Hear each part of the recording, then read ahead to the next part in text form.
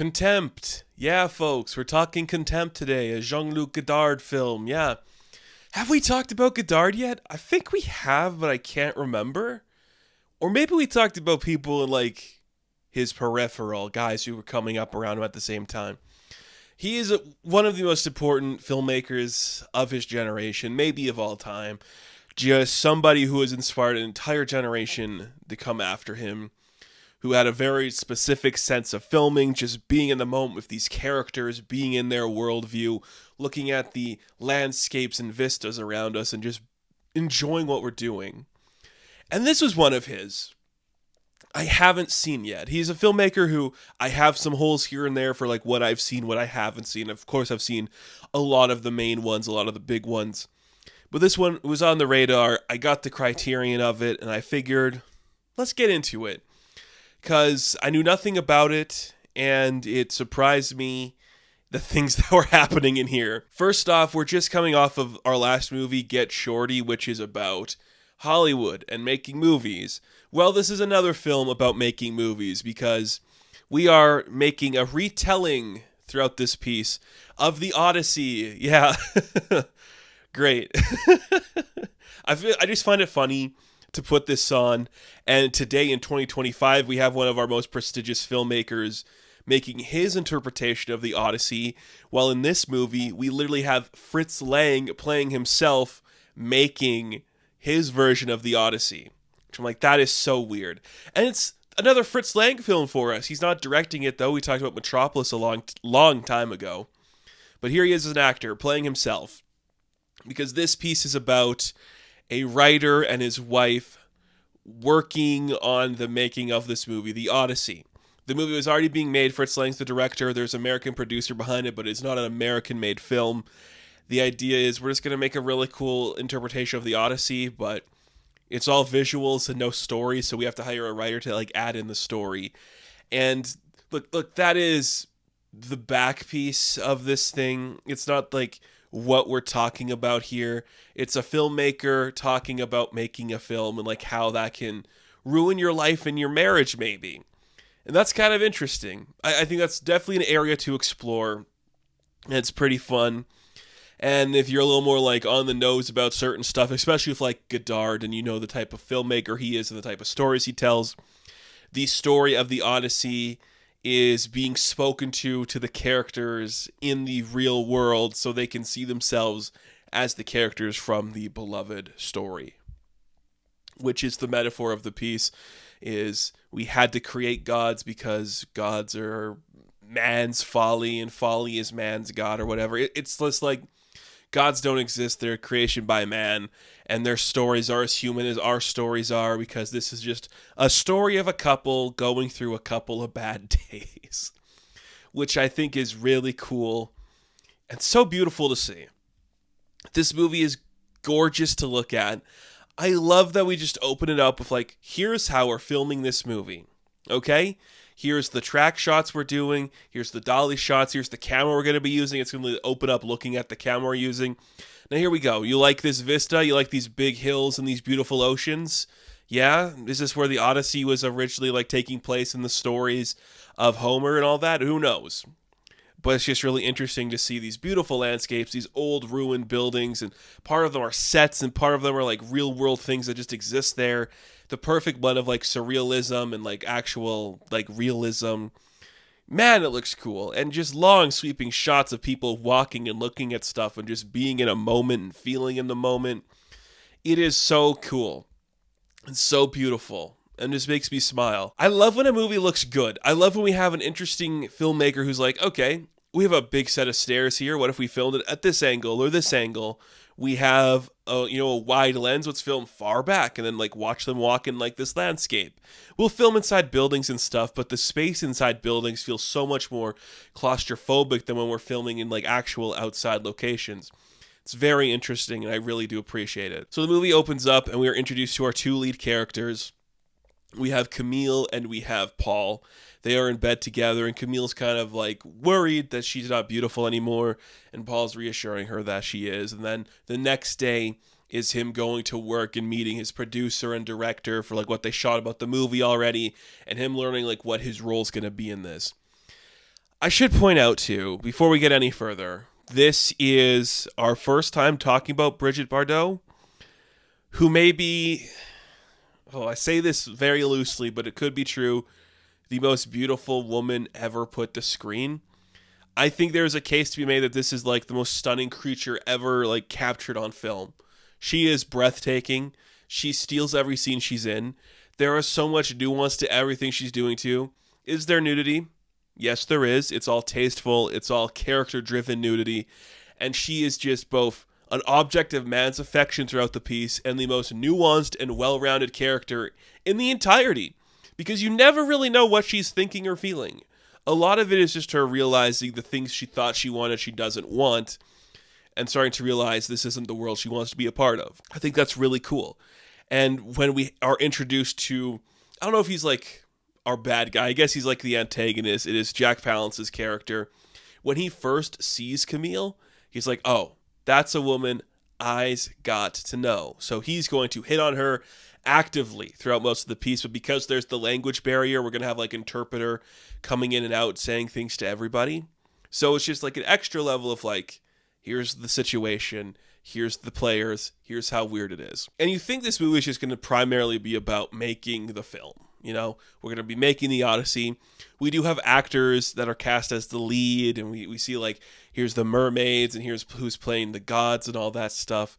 But it's about a relationship that's falling apart. Like, as soon as we have our first encounter with Fritz and Jack Palance, we then go to Palance's vineyard, or just like compound that he's staying at while they're working here. And he brings Camille with him, so then Paul has to like show up later.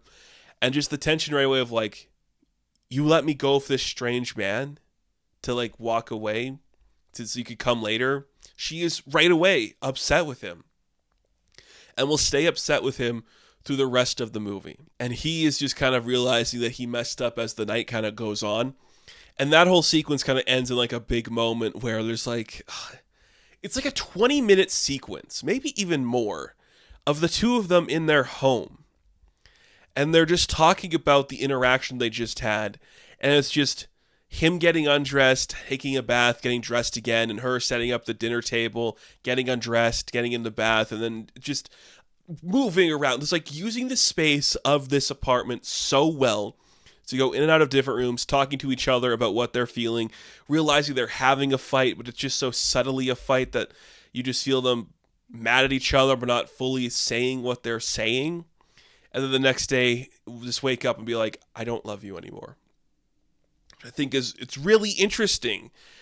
And she just commands it so well. Like, Bardot is just great. She is so great and so interesting and captivating on screen. And she just sees her world changing around her. Like, oh, this isn't going the way I thought it was. Is this something I want to be a part of? It turns out it's not. So I'm not going to be involved in a lot of this anymore. Very interesting. Very cool.